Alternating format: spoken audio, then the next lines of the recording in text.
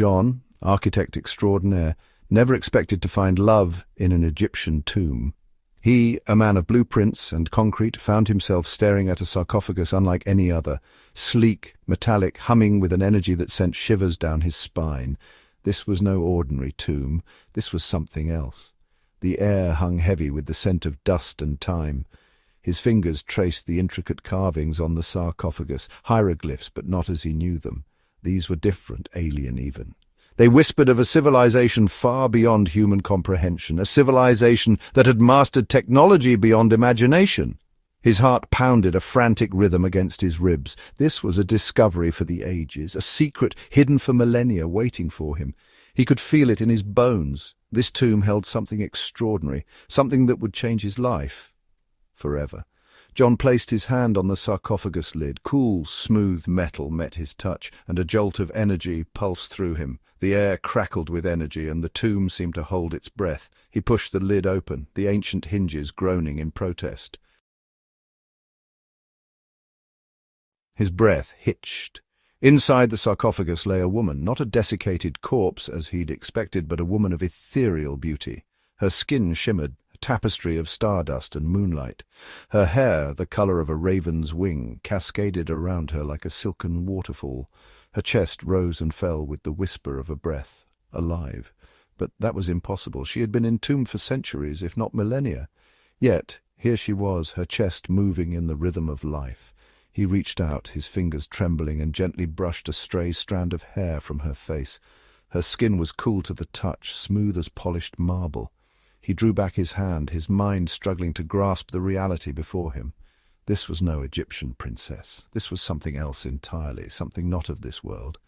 The hieroglyphs on the sarcophagus suddenly swam into focus. He understood now. They spoke of a celestial being, a traveler from beyond the stars who had come to Earth eons ago. A being who had been betrayed, sacrificed to appease forgotten gods.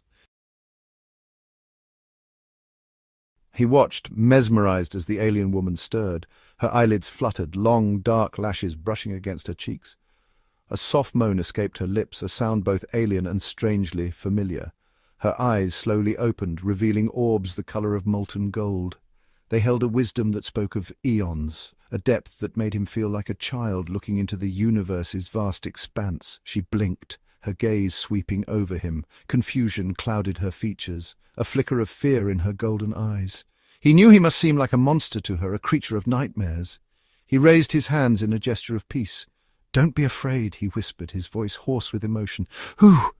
What are you?" Her voice was a melody, soft and lilting, like the chiming of distant bells. He swallowed, his throat suddenly dry. "My name is John," he said, his voice a bit steadier now. "I'm the one who found you." She looked around the tomb, her gaze lingering on the hieroglyphs that adorned the walls. This is not my home," she whispered, her voice filled with a profound sadness that tugged at his heartstrings. "This is a prison." John helped her out of the sarcophagus, his hands gentle as he supported her weightless form.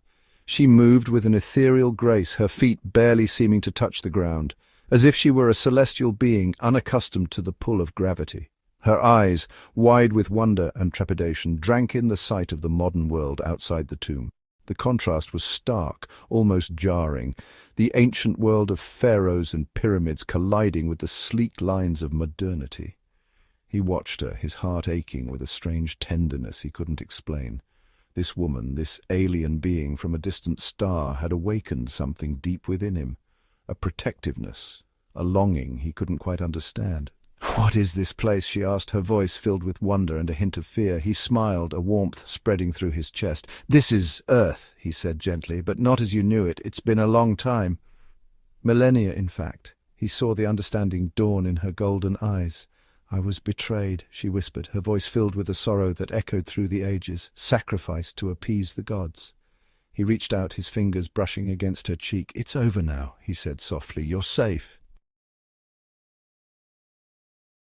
Section 5. Worlds apart. He took her to his flat, a modern haven overlooking the city. Her gaze darted around, taking in the sleek furniture, the glowing screens, the sheer alienness of it all. She was a study in contrasts, her beauty timeless and ethereal, juxtaposed against the modern world that surrounded her. He saw the confusion in her eyes, the fear lurking beneath the surface. He knew he had to bridge the chasm of time and culture that separated them. To help her understand this new world, this strange future that awaited her. "What is that?" she asked, pointing to a holographic screen flickering with images. He smiled. "That's a television," he explained. "It shows us images and stories from around the world." Her eyes widened, and for a moment he saw a flicker of the girl she must have been eons ago, a girl filled with wonder and a thirst for knowledge. He told her about the world outside, about the wonders of technology, the complexities of human society. She listened intently, her golden eyes absorbing everything like a sponge. He saw the spark of intelligence in those eyes, the quickness of her mind. She was a being of extraordinary intellect, even if her knowledge was ancient. As days turned into weeks, a bond grew between them. She, who he learned was called Lyra, adapted to his world with surprising ease. Her intelligence and curiosity knew no bounds. She devoured every book, every documentary, every piece of information he could provide. He, in turn, found himself drawn to her quiet strength, her ethereal beauty, her alien perspective that challenged his every notion. Her laughter, like the tinkling of wind chimes, filled his flat with a joy he had never known. Her touch, light as a feather, sent shivers down his spine. He knew it was madness. She was an alien, a being from beyond the stars, and he a simple architect, bound by the constraints of his humanity. Yet he couldn't deny the feelings that blossomed in his chest, the love that transcended species, that mocked the very notion of time. He saw the same longing in her eyes, the same unspoken desire that mirrored his own. But their love was forbidden, a transgression against the natural order. The weight of their secret, the impossible nature of their bond, hung heavy between them. One evening, as they sat together watching the sunset paint the city in hues of orange and purple, Lyra grew quiet.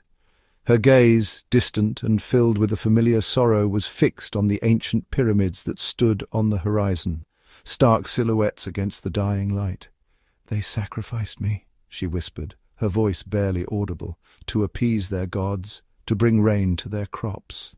He reached for her hand, his fingers intertwining with hers. He felt the tremor that ran through her, the echo of an ancient pain that time could not erase.